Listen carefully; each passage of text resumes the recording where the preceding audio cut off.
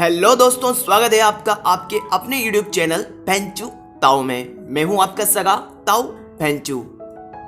दोस्तों, आज हम बात करेंगे बॉलीवुड की सेंसेशनल गर्ल नोरा फतेही के बारे में, जिनके डांस की दुनिया दीवानी है। नोरा के बारे में एक हैरान करने वाली बात यह है कि नोरा की फैमिली अरब से बिलोंग करती है, जबकि इनका जन्म कनाडा के टोरंटो शहर में हुआ और अपनी जिंदगी का एक बड़ा हिस्सा वहीं गुजारा। साथ ही इनकी फैमिली के सदस्य रसिया और मोरक्को जैसे देशों से संबंधित हैं। इन सब के बावजूद भी नोरा ने अपने करियर के लिए इंडिया को चुना और अपने इसी फैसले के कारण आज वो बॉलीवुड में अपना एक अलग मुकाम रखती हैं। दोस्तों, जो लोग नोरा को नहीं जानते उन्हें लगता है कि नोरा एक लकी गर्ल है जिसे अपने एक डांस की बदौलत बॉलीवुड में एंट्री मिल गई। लेकिन मैं आपको बता दूं कि यह सब बिल्कुल भी सच नहीं है।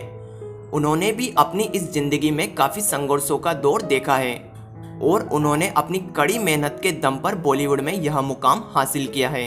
तो दोस्तों, आज हम इस वीडियो में नोरा के एक रेस्टोरेंट में काम करने वाली एक वेट्रेस से लेकर उनके बॉलीवुड की डांस क्वीन बनने के सफ़र को देखेंगे और उनके अनुभवों को साझा करेंगे, जिनसे निश्चित तौर पर आपके जीवन को भी एक नई प्रेरणा मिलेगी।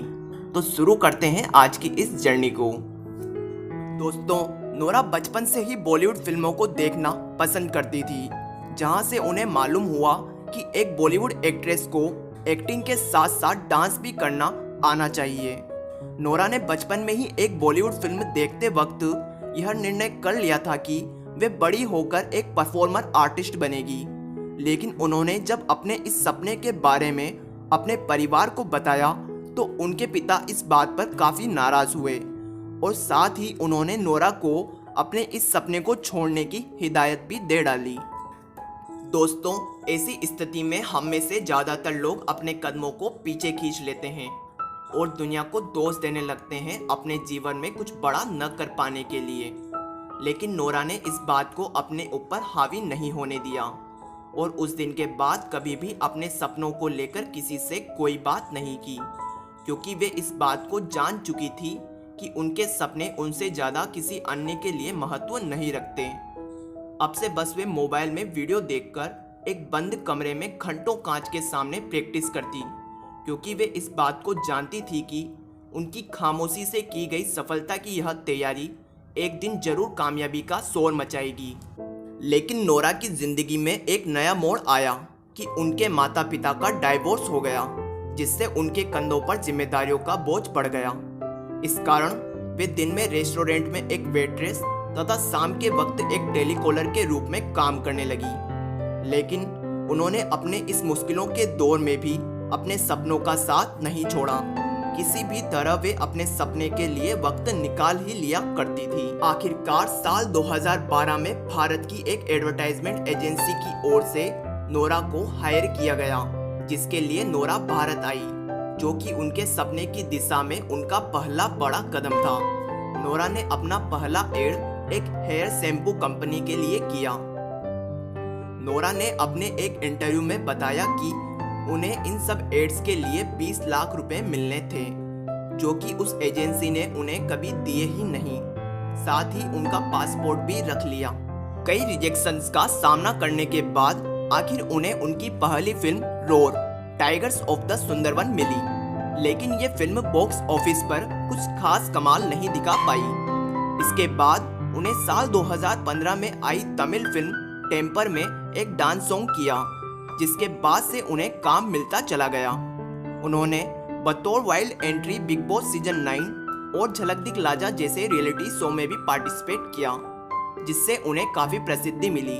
साथ ही उन्होंने बॉलीवुड की सबसे ब्लॉकबस्टर फिल्म बाहुबली में भी डांस सॉन्ग किया था। दोस्तों, नोरा को जब साउथ इंडस्ट्री से आइटम सॉन्ग्स ऑफर होने लगे तो कई लोगों ने उन्हें ऐसा करने से रोका, क्योंकि उस वक्त तक आइटम सॉन्ग्स को वल्गर नजरिए से देखा जाता था। लेकिन नोरा ने अपने टैलेंट के दम पर लोगों के इस नजरिए को बदल कर रख दिया। साल 2018 में आई फिल्म सत्यमेव जयते के दिलबर सॉन्ग ने यूट्यूब पर फास्टेस्ट 200 मिलियन व्यूज का रिकॉर्ड तोड़ा, जिसकी बदौलत नोरा को अब उनके नाम और उनके काम दोनों से ही जाना जाने लगा। लेकिन उसी समय उनके बॉयफ्रेंड रहे अंगद बेदी ने एक्ट्रेस नेहा धूपिया से शादी कर ली। पर नोरा ने खुद को संभालते हुए इस घटना को अपने ऊपर हावी नहीं होने दिया। उन्होंने एहसास किया कि वे अपने सपने के कितने करीब हैं, इसलिए उस वक्त उन्हें जो भी काम मिला उन्होंने किया।